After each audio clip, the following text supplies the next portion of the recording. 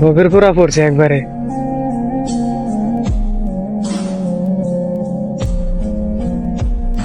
খুলবে না চাপ দিলে।